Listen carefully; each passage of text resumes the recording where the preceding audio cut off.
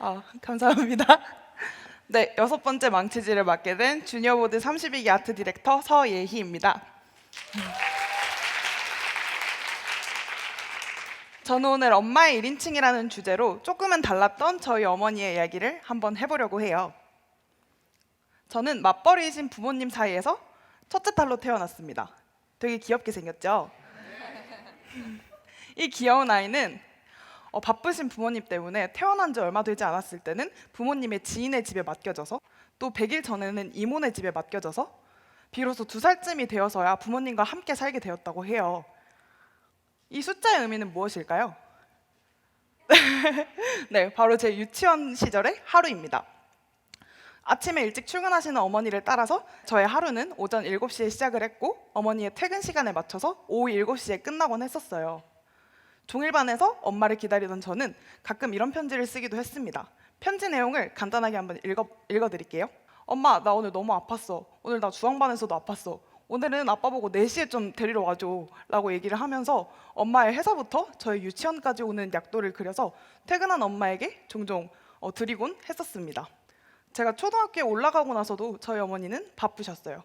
가끔 있던 교통봉사라든지 급식봉사에도 자주 오시지 않는 제 어머니를 보고 제 짝지는 정말 순수한 의도로 너 혹시 엄마 없어? 라고 물어보기도 했었어요. 중학생이 된 저에게는 친구들에게는 있고 저에게는 없던 3가지 단어가 있습니다. 첫 번째는 스터디 러닝메이트예요. 저는 저희 지역에서 가장 학군이 센 동네에서 자랐었는데 제 친구들의 어머니는 하나같이 자청하셔서 제 친구들의 스터디 러닝메이트 역할을 하셨어요. 학교가 끝나고 가야 하는 학원들에 모두 픽업을 해주시곤 했고, 요즘에는 이 강사가 좋대, 요즘에는 이 학원을 다녀야 된대 라면서 일일이 모든 것을 코치를 해주는 입시 플래너 역할을 해주시기도 했었어요. 그렇게 고등학생이 된 저에게도 저는 여전히 이 단어들이 없었습니다. 그때 저는 처음으로 나는 내가 챙겨야 되는 사람이구나 라는 생각을 했었던 것 같아요. 하지만 제 친구들의 눈에는 제가 뭔가 부러워 보이기도 했었던 것 같아요. 너는 엄마가 일일이 간섭 안 해서 정말 부럽다 라고 얘기를 하는 친구들에게 저는 앞에서는 그래, 학원 여러 개 다니느라 힘들겠다, 엄마 때문에 고생이 많네 라고 얘기를 하기도 했지만, 사실 속으로는 나도 쟤네만큼 엄마한테 관심 받고 싶다, 우리 엄마도 쟤네 엄마처럼 나 좀 봐주면 좋겠다 라고 생각을 했었던 것 같아요. 저는 그 친구들의 어머니의 다정한 간섭이 정말 부러웠었어요. 시간이 흘러 20살이 된 저는 대학생이 되었고, 서울로 대학을 상경하면서 혼자가 능숙한 사람이 되어 있었어요. 제 전공에 맞는 디자인 연합 동아리를 직접 만들어서 여러 가지 프로젝트랑 스터디를 진행하기도 했었고, 또 여러 전공의 학생들과 함께 교류하는 장을 만들기도 했었습니다. 또 전공을 광고로 정한 뒤에는 연합 광고 동아리를 3년 동안 하면서 회장직을 맡기도 했습니다. 여기 있는 사람이 저예요.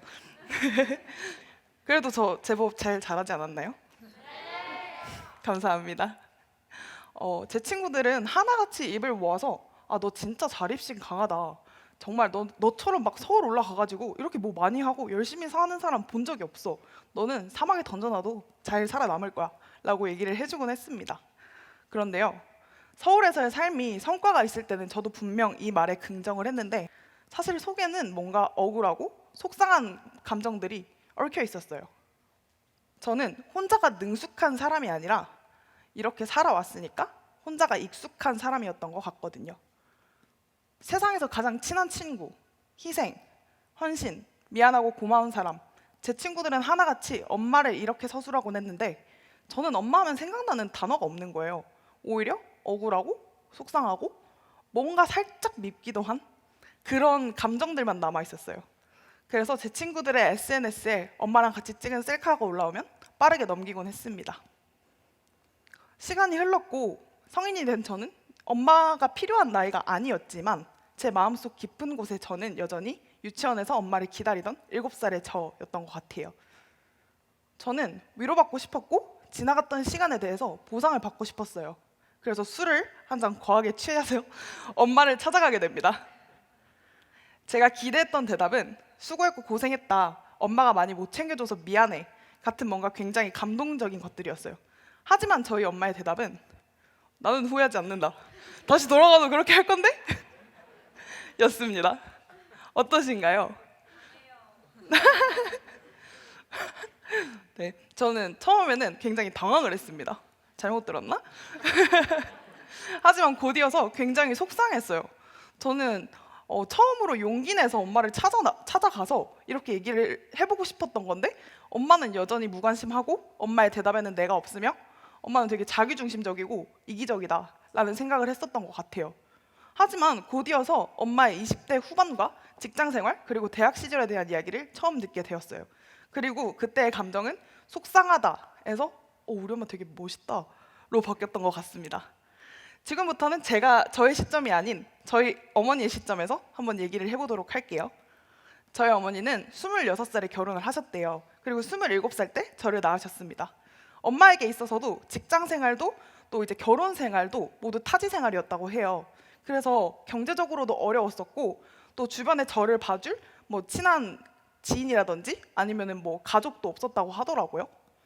그리고 당시에는 아이를 낳고 육아휴직을 하면은 돌아오기 좀 어려운 환경이었다고 해요. 그래서 저희 어머니는 육아휴직을 쓰지 않고 저를 길러줬다고 하셨습니다. 그리고 저희 어머니는 대학을 졸업하고 나면 당연히 일을 하는 삶을 상상을 해왔기 때문에 졸업하고 나서 워킹맘의 삶을 산 것에 대해서 후회를 한 적이 없다고 하셨습니다. 어떠신가요? 이 말을 듣고 곰곰이 생각을 해보니 지금의 제가 그리는 저의 미래도 저희 엄마와 같더라고요. 대학을 졸업하고 나서 원하는 회사에 취직을 해서 제가 원하는 커리어를 쌓고 싶고 또 아이를 만약에 낳더라도 이제 제 커리어가 끊기지 않게 계속해서 일을 하고 싶어요.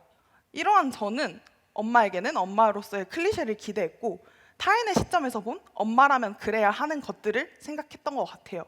그랬기 때문에 제가 기대하는 저의 미래와는 다르게 엄마에게만은 이중잣대를 들이댔던 것 같습니다. 저는 엄마에게 위로받고 싶었고 지나갔던 어린 시절에 대해서 보상받고 싶었어요. 하지만 엄마의 대답은 기대와는 달랐습니다. 하지만 엄마의 대답에는 엄마만의 1인칭이 있었던 것 같아요. 저의 엄마로서의 삶이 아닌 본인만의 삶을 살아온 뭔가 현재를 저보다 더 멋있게 살아온 한 명의 개인의 이야기를 들을 수 있었습니다. 그래서 대화의 끝에 저는 지나왔던 저의 어린 시절에 대한 자기 연민이 아니라 제 미래에 대해서 좀 더 긍정할 수 있었던 것 같습니다. 또 10년 뒤에 저에 대해서도 응원을 얻을 수 있었던 것 같아요. 엄마만의 1인칭을 살아왔던 엄마 밑에서 자라왔던 저기에 저도 저만의 1인칭을 살아왔고 또 만약에 20대 후반에 뭔가 지금 가는 길에 대해서 흔들리고 확신이 없을 때면 엄마가 걸어왔던 길을 보면서 나도 저렇게 잘 살아나가야지 하고 생각할 수 있을 것 같습니다. 지금 이 자리에 저희 어머니가 와 계시거든요.